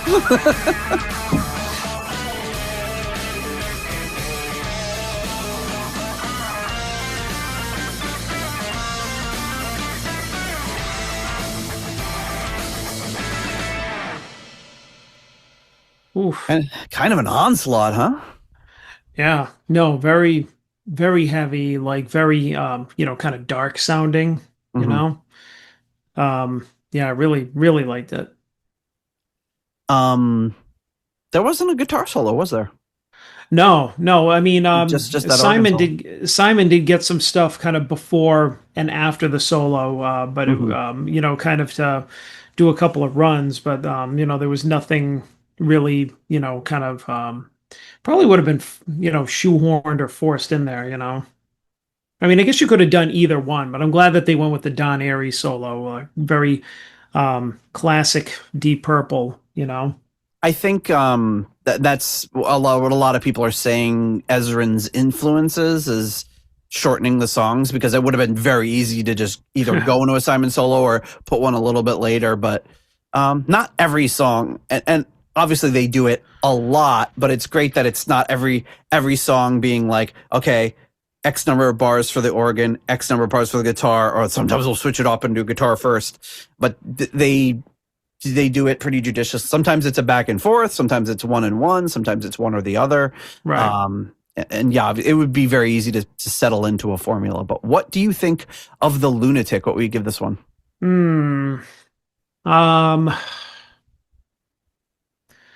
I'm teetering right now on my ratings. Folks. You know what? I'll give it a 5. Oh my goodness. I didn't know you were teetering that much. Well, I was thinking 4.5 or 5, but right now this is like from what I've heard so far, my favorite song on the album, just because it's so heavy. And I mean, I was going to do it 4.5. Just I mean, I loved everything about it. I thought that everybody sounded right at home. Like Gillan sounded like he settled into a great place, like vocally. In the song. So it just like, and then, you had the, kind of that staccato, like, ba, ba, da, da, da, bum, bum, bum, just very, like you said, kind of proggy, type of stuff again. But the riff was just really dark and like, just, it sounded very classic Deep Purple. But the solo was great. The only thing is that it's just like when you hear anybody else but John Lord doing that, that thing on the keyboard, that wow, wow. It's like it doesn't never quite sounds the same, Yeah. But I love that Don Airey did it, I was hoping for a little bit more wow. A little But I mean, I love that he did it, because that means like, he was intentionally trying to like be heavy in the song, Yeah. And yeah, I mean, I guess you could say that it could be like, it would have been really plotting and repetitive, except that they did have like some different sections in there that kind of kept it fresh. It kept it interesting, and they didn't stay too long either. It's like they put in that little different timing part, and like the kind of the fast finger work that Simon did out of the solo and everything. It was just really nice to kind of hear those things in there, and not it just be like point A to point B. But I mean, these guys are also very seasoned players, so it's not like they're like, oh, write a song. Yeah. But yeah, by far, like, especially when I first heard this, I'm just like, yeah, this is definitely on the top of the list for favorite songs thus far. Awesome. I am gonna give it a solid 4. I really, really like this one too. It really jumps out at me. It like I said, I like that weird little that he does. It's like so simple, but it's kind of and the fact that he's doing it over that like weird 7/8 sort of sequence. Yeah, it's cool. And they don't. Deep Purple does sometimes some different time signature stuff every so often, but they don't do it. It's very easy to go too far and just become math rock, or try to, or just like look at what we can do. And obviously they can do that, but they never do. They never do. Like they throw in. They'll do some 7/8. They'll do some 3/4 and 6/8, and they're never going to throw in like a 23/13 time signature or whatever these crazy things are that some of these bands do. They stick mostly to more straightforward stuff. But they have the technical ability to do far beyond what they normally do. Yeah, and I mean, I think that that's always the reason that we loved this band, no matter what the mark was, is that these guys were always so talented. And even when they did stuff that you're just like, Jesus Christ, like when they would do like the concerto or any of the side projects that they would do. And it was just like, it never felt like it was insisting upon itself. It's like, hey, look what I could do. It's like you could tell that they just did it because it's stuff that they loved to do, and they wanted to grow and be creative and do different stuff, not so they could show off. And that's why there are certain artists, when they show off just to show off, you're just kind of like, Yeah, it's fun for a short time, and then you just kind of lose focus because it's boring. But when these guys show their skills, it kind of comes out naturally, not like they're bragging about it, and that's why it's always been enjoyable. Like any of the projects that Roger has done, or any of them, Yep. Be it in 100%. Deep Purple or out of. And that's why I think they've always struck that chord. So, so to speak. All right. The next track up is called "The Only Horse in Town," which this again kind of invoked this Western sort of thing with me when I first saw the title. I really love this intro. Yeah, it's very like triumphant sounding. Yes.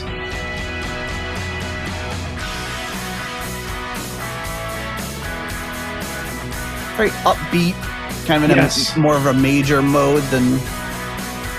Yeah, I love the way it builds song. into this. Yeah, like you said, very triumphant. Uplifting.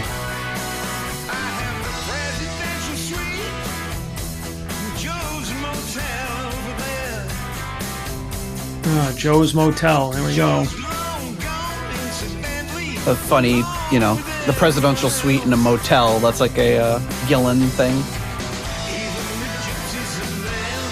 Gypsies. There we go again.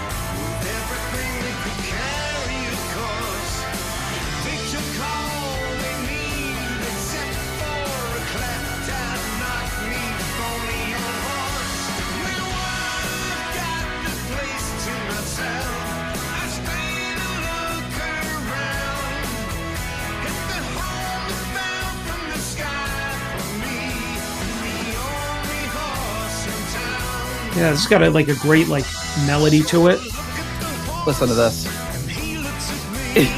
I laughed out loud the first time I heard that line. Like, I looked at the horse and he looked at me, and I was just like, I don't know why. That just struck me as so funny.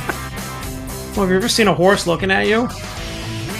Yeah, the Jerry Seinfeld bit. Look at that big eye, that horse eye. A horse walked into the bar, and the bartender said, "Why the long face?"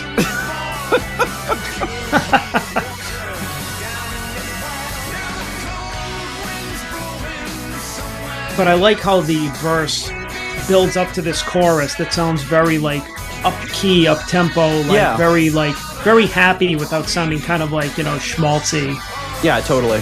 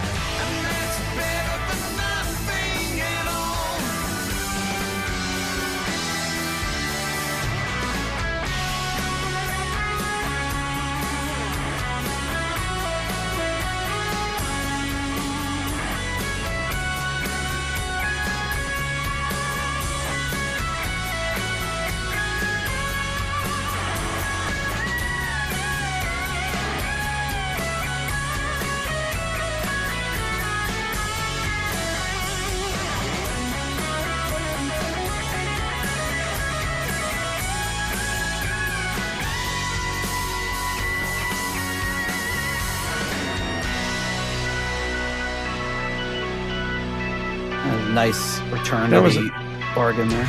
Great solo. Yeah, that was just really great melodic solo where you could tell Simon really,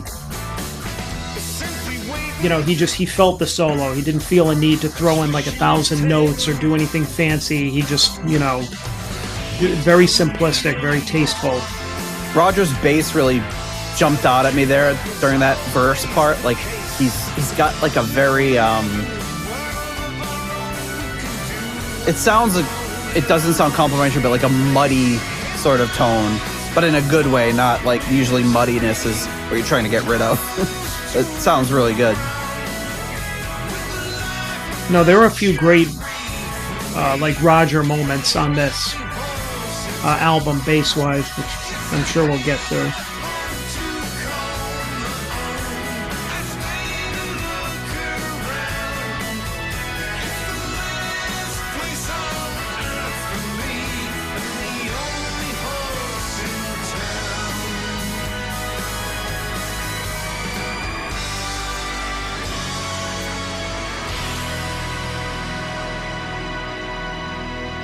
Love the way they ended that. Yeah, with those That was nice. synth strings. That was great. Yeah, but I mean, they went down Yeah, instead yeah. of like it sounded like something they could have faded out on or done like, a really up type of concert ending or something, but instead they kind of like took a turn, and that was really, I Yep. like that. It was very cool. All right. So how are you ranking The Last Horse in Town? I'm going to give it a 4.5. All right. Wow.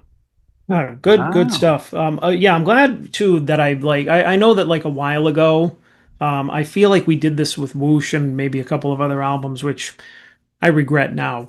Um, didn't listen to them ahead of time, so I kind of got Well, like the we couldn't with Whoosh because it right. I had mean, just come out. right. I mean, but I mean, before we could have chosen to like taken some time with it Yeah. before doing a review. I mean, now luckily we're in a position where we could get it a little bit ahead of release, which is great. Yep. But I always thought like, oh, my first like gut reaction will be good. But what the show has turned into is like, I'm glad I got to sit with it, because at first, the first few listens, I was like, yeah, this is a pretty good song or whatever. But now this is like my fourth, fifth listen, sixth maybe, and I'm just like, wow, this is like really good. I really like this song, and I mean, there's just so many elements in it that are great, but so different from The Lunatic was very dark. And now The Only Horse in Town, like you said, was of this very triumphant sounding build up. It almost sounded like this could be like a radio friendly type song. You know what I mean? Even Yeah. when they came out of the solo and they did that kind of, they came back to the ba na na na bam bam, and then it built right back up into like the last verse.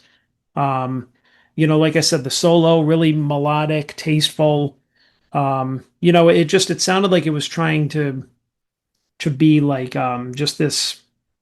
Um, I don't know. I keep thinking like a melodic like radio hit, like because it sounds very accessible. It's very nice to listen to. Mm-hmm. You know what I mean? Like it's just like you get this like good feeling from listening to it.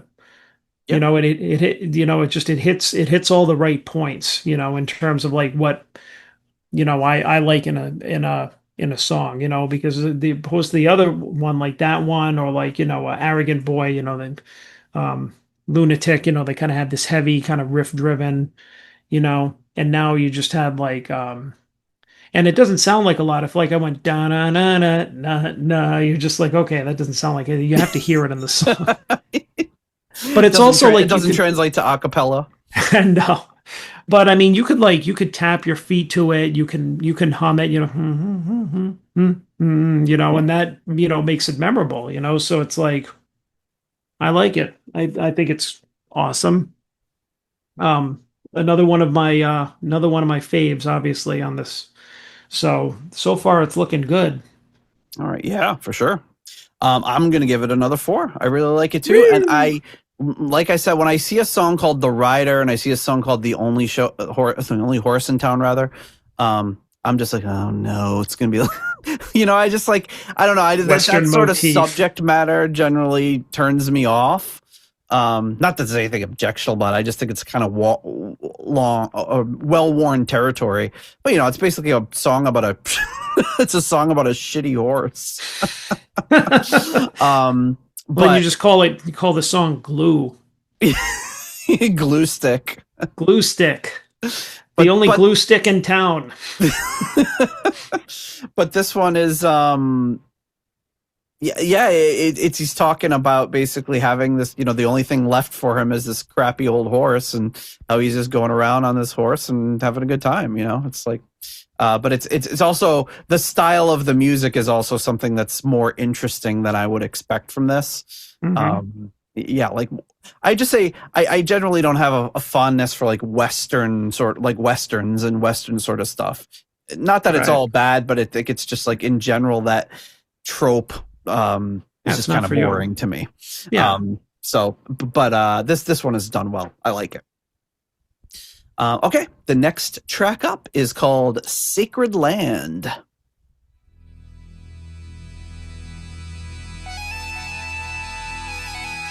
It sounds sort of like a hurdy-gurdy, or bagpipes. My son said bagpipes when I was listening to this earlier. Kind of makes me think of a synth that you would hear like on an early Rainbow album. Oh, sure, yeah. Especially like that something lead there. Yeah. Tony Carey would have done it on the beginning of like Rising or something.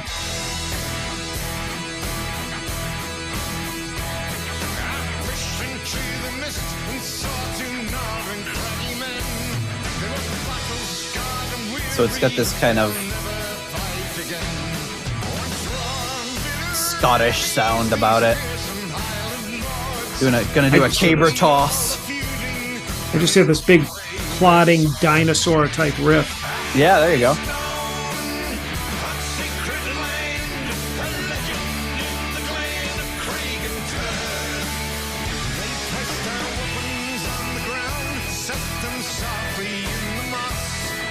So he's talking about this place, Craig and Turk, which is a location in Scotland. So, okay. I hear that now with the keyboard like melody over it. Yeah, and I obviously saw that in the booklet and said, or in the scan of the booklet that I have, and I said, well, I got to look that up because it sounds like a real place. It's translated from Scottish Gaelic as the Boar's Rock.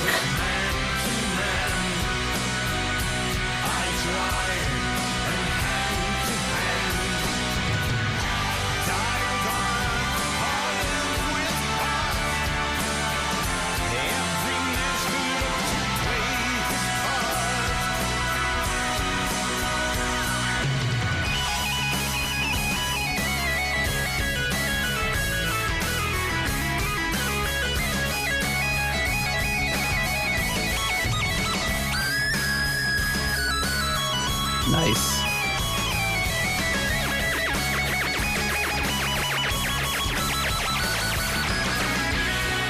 This makes me think of like a Scottish warrior in a kilt, like playing with like an old synth. Like he's got like a Moog synthesizer set up on the glade, and he's like.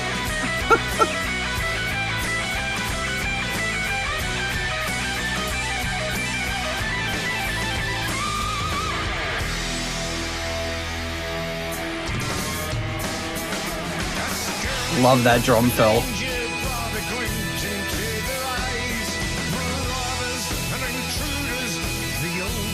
I was going to say, you got a big fat bottom end on this song.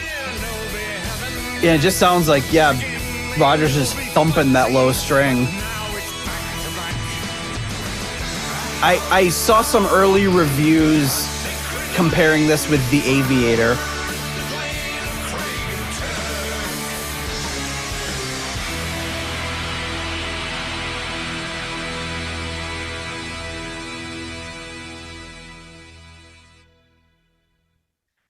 See, now that one could have gone off the rails, like old, like old Deep Purple. That could have been like double. Oh, could have been like double the friggin' 7.5 minute song. Yeah, yeah.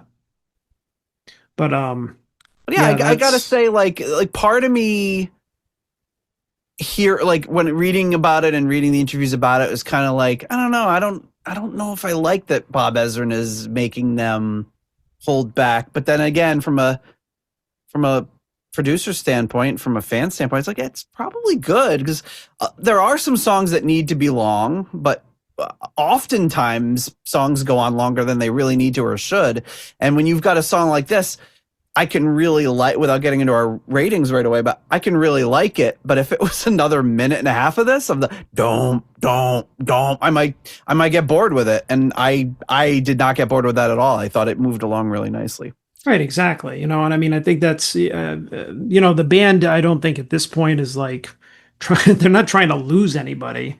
Yeah. You know, I mean, you're going to lose people if you are like a classic rock band, a band that's been around for years and years, and you're just being self-indulgent, like, oh, we're going to do all these solos and everything. So, I mean, for me, you know, that's better because if in another minute or two, and you probably would have lost me. Like, even if the solos were good, I mean, we got a great Don Airey solo and, you know, Simon solo, and then that's it. You know, if we had to get more like noodling at the end, to get all technical and stuff, it would have been like, I don't know. Yep. But we didn't, so that's good. All right. So how do you rank Sacred Ground or Sacred Land? Sorry. I'm gonna give Sacred Ground is the Dead Daisies, right? Yes, I give it another 4. All right. I mean, you know me, I love the heavy stuff. And I mean, just really impressive. It's like you think of guys like predominantly in their 80s. You don't think of dun dun dun dun, Yep. So I mean, it's it's like I think that was like the good foundation for it, and then they did some really interesting stuff over it, and it was very reminiscent of something I think we would have heard from like Rainbow when they started to get into like Rising and that type of stuff with Ronnie. So a couple of things that are reminding me of like kind of Ronnie type stuff in here, whether intentional or not, probably not, but yeah, I mean, I really think that fit in too. That's the other thing is like there were probably there have been a couple of things in the past, especially with like the choices of effects that Don has used on some of the songs. There was one on Equal One, I can't remember. I think it was Equals One, where it was just kind of like, I don't know if this really fits in. And it's like so far the choices that are being made for the effects to get the effect or the emotion of the song have been like spot on. Like this really, it kind of had that mystical like sacred land type of feeling to like you hear that that kind of like synth sound that whatever kind of synth it is, and it's just like, yeah, I could picture this being like a very exotic sounding type of thing. It fits in with like the music and the heaviness, and it creates the interest over just kind of like basically like a one note, like bam bam bam bam, and then bana bana, it's just like 2-3 notes, but I mean that's like what we were just talking about. That's like the foundation of what some great music is on. It's like simplicity, but then these guys can also do the it's just like how are they doing all this? Because they've been around forever. That's why. It's great. Yeah, I'll give this one a 4 as well. I like it a lot, and I generally like this is kind of not my wheelhouse either, but I really dig it. I like the fact that Don is still all these years later sticking with these old vintage synths, and whether it's an emulator or the actual synth, I don't know, but it's that like monophonic sound where he's like, you play one note and then you play the next note and it just goes woo, and it just like slides up to that note. You can only do one note at a time, and it's like this weird limitation of vintage synth that I don't think they ever did it. They didn't do it on purpose. It was like a limitation of the technology, right? It was like, well, we haven't figured out how to make a polyphonic synth yet, and then they eventually did. But it's this remnant of a past time that who around here is still using equipment like that to achieve a sound like this in a song like that. It's a song about potentially an ancient sacred land in Scotland, and this old crag that viewpoint that you can view things from, yet you're using this with this vintage synth that seems almost as ancient now because it's 50 plus years old at this point. But yeah, it's a cool juxtaposition of the subject matter of the song with this old style synth, but being produced in a really flashy modern way. But it's really cool, and it makes me wonder when folks like Don and of that era are gone, how much of that is going to be left? Obviously, there's a lot of vintage gear enthusiasts out there, but how many of them are putting out actual like new music? So it's a bygone era brought to the modern day. I think it's one of those where you have to find it, because I mean, I see plenty of like younger guys like on social media that are, and I mean, that's the thing is like now these days it just comes up like in your feed, as opposed to, you like going out there and like there being like a swell on the ground and you're like, oh, have you heard of this new band? The way that it was back in the days. But I mean, I've seen plenty of guys where they're just like, they have their hair teased up and they're like trying to emulate the sure. 80s. Yep. Or you have some guys that are just like wearing the skin tight jeans and trying to look like Robert Plant or whatever. And it's like, whether like, visually you can tell like, okay, this is the type of music it's going to be. And it's cool to hear them like doing covers of like, Zeppelin or Metallica or, even like, you don't hear as much like Deep Purple, like other bands from our era. So they're around because, I mean, think of it, right? When we were like, they were like only a 20, 25-year-old band and we were kids. We were just like, oh, yeah, this is great. And, now there's like so much more that they can, younger folks can dig into now. And if they go even further back, they think it's cool because like really there's nothing, I mean, that I've seen, there's really nothing new or exciting around now. So it's like, what do you do? Right? You, especially when you're younger, you're just like, oh, what else is around? And you go back and you see the history and the bands that came before, and some of them get really into it. So I think it's just a matter of finding those individuals that kind of pick up on some of that, and they want to keep that music and that sound alive, 100%. Did I rank it yet? I think did you say 4, but you didn't put Yes, it I in did. there. I did. There you go. There we go. It's officially in the spreadsheet. All right. All right. Well, that brings us to our last song of part 1 here. And that is the 7th track, The Beating of Wings.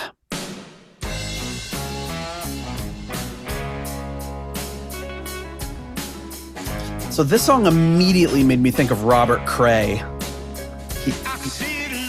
Yeah, I wasn't sure what blues player it made me think of, but I'm just like, yeah, this sounds like, like a kind of a mainstream sounding blues song that, you would hear like on the radio.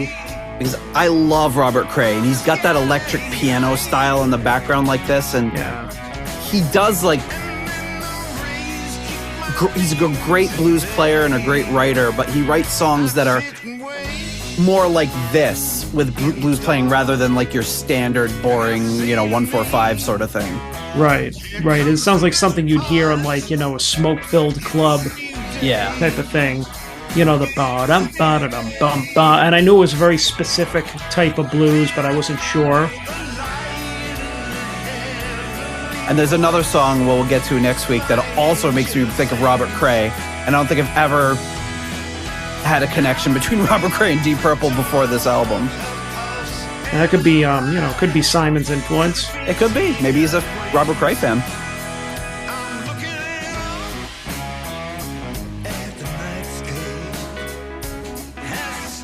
Yeah, but I just love that electric piano on this song. And he's throwing in so many little ad-libs after Gillan's lines.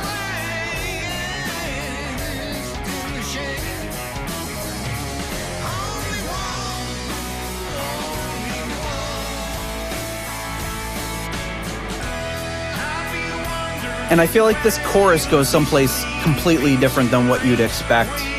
But it fits great. in. Beautiful melody, takes the song in a different direction. I like his talk about Saturnian rings. Very Gillan.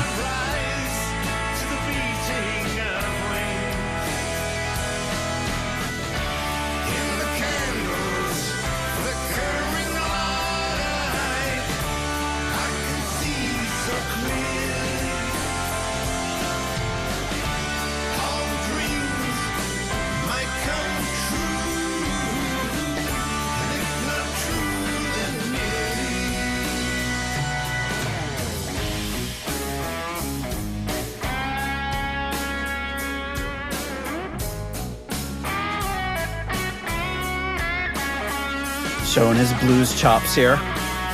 Yep.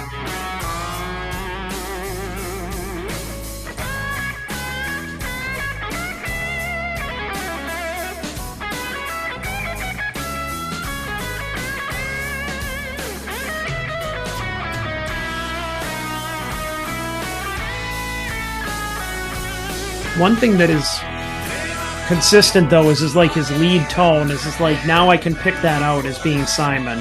Yeah. So I mean, great tone, and I know he uses those PRS guitars, which are great guitars.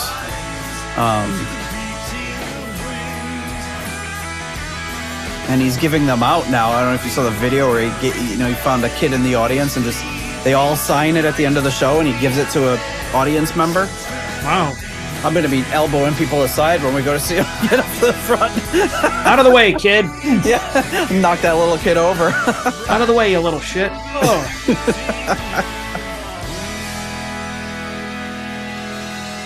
A very nice song, a little reciprocation in that there's not a Don solo on that, but it's great because it's like you've got the blues, whatchamacallit, the blues. Oh, I never shared that screen. Oops. But you've got the blues solo and the blues style, and there's no piano solo, but he throws in so many of those little ad libs. It's almost like he gets a whole solo over the course of the song. Yeah.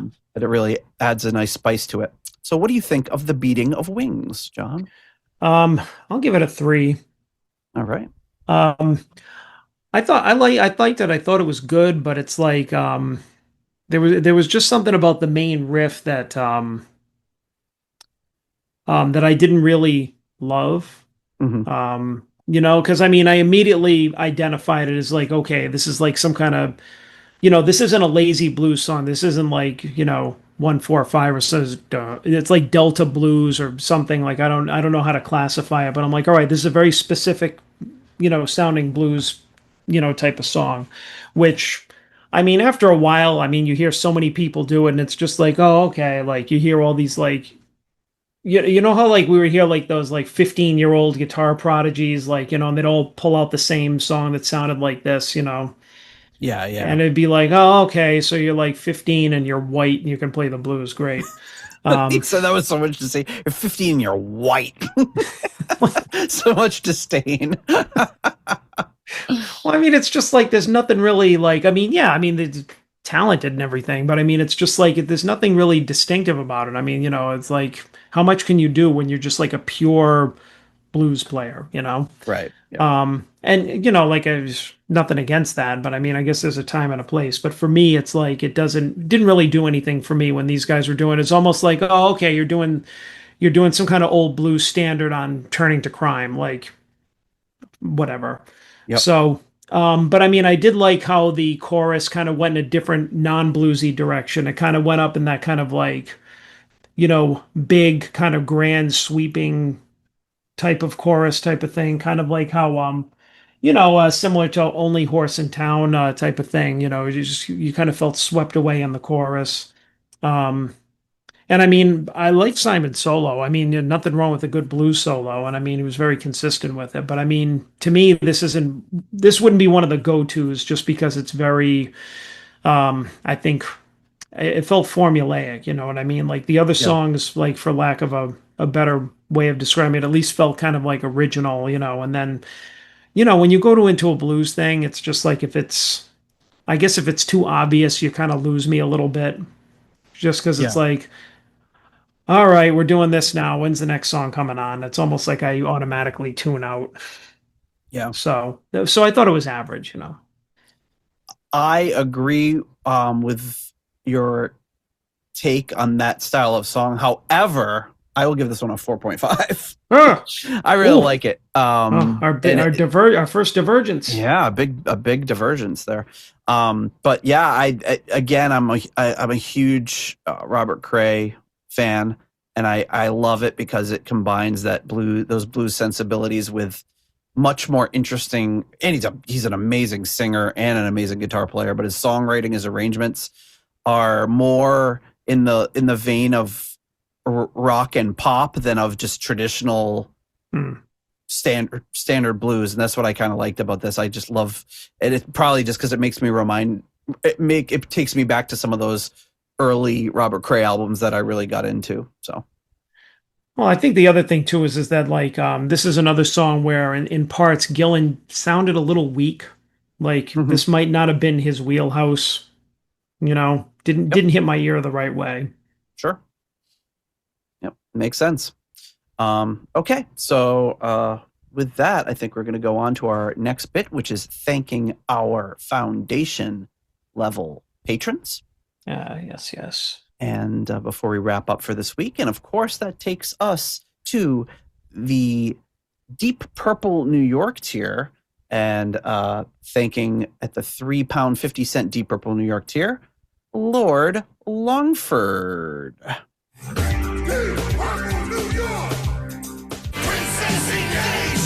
At the £3 the Aromatic Feed tier, Simon Ford. At the €3.50 tier, Weston Supermare Pilgrim. The 293 pence tier, we have Blackmore Tights.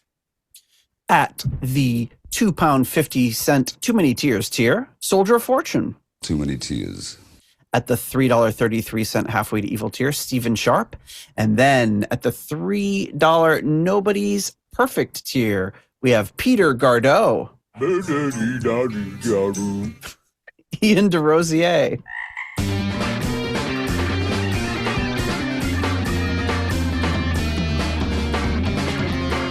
Mark Roback.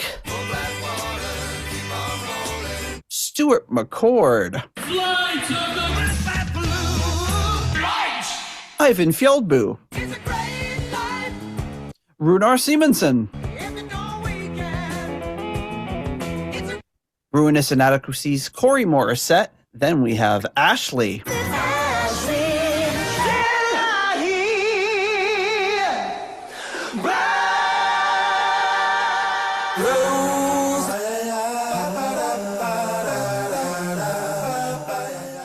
Adam Cork, Tim Wood, Steve Down to Earth Kohler. Make your love.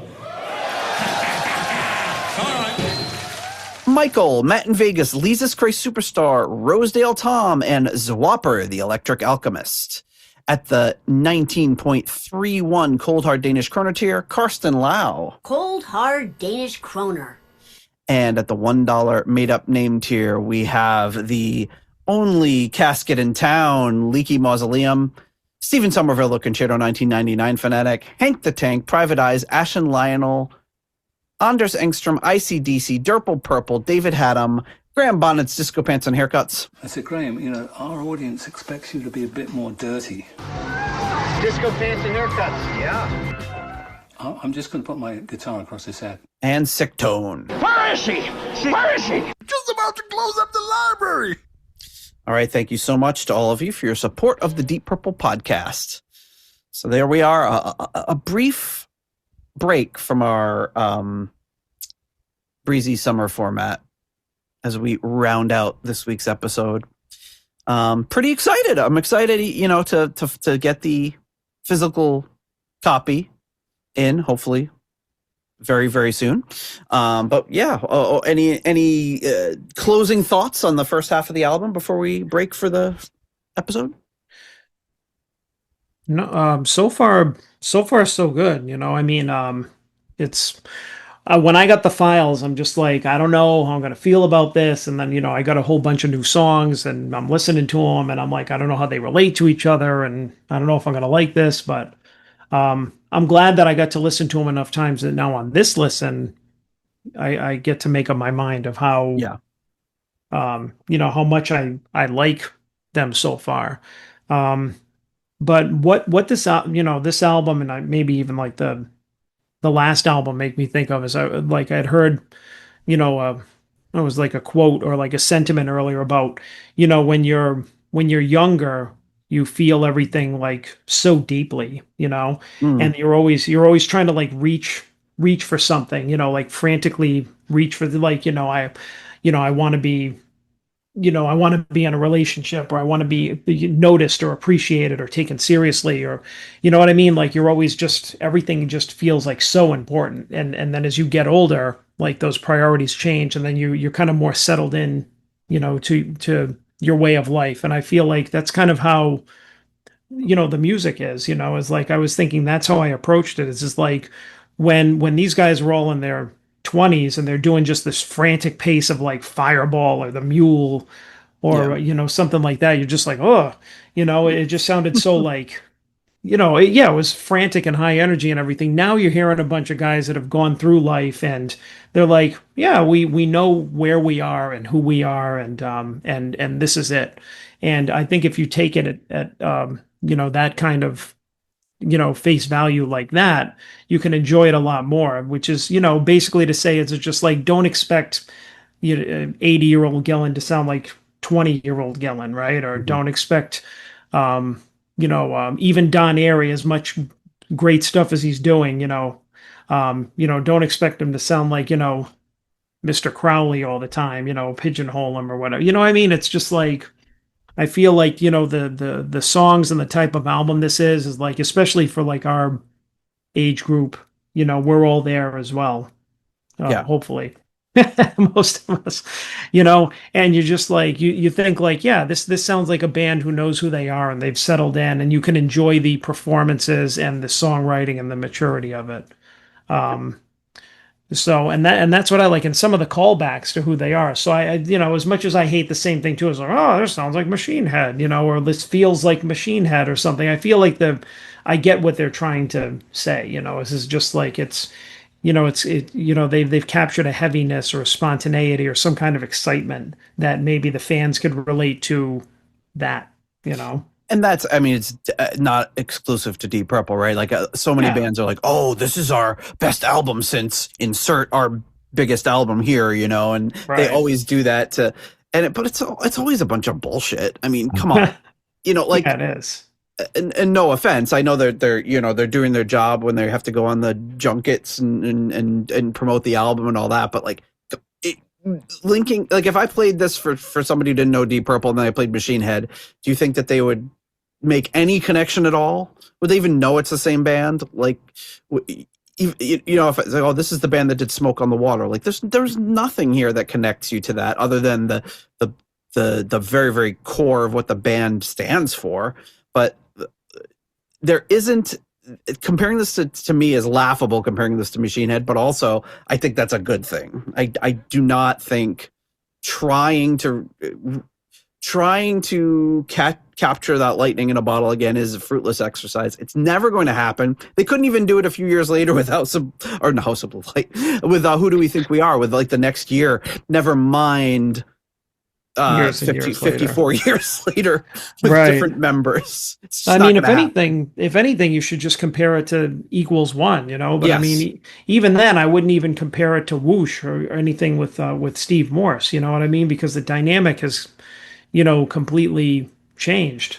And and I think it's great that so many people are.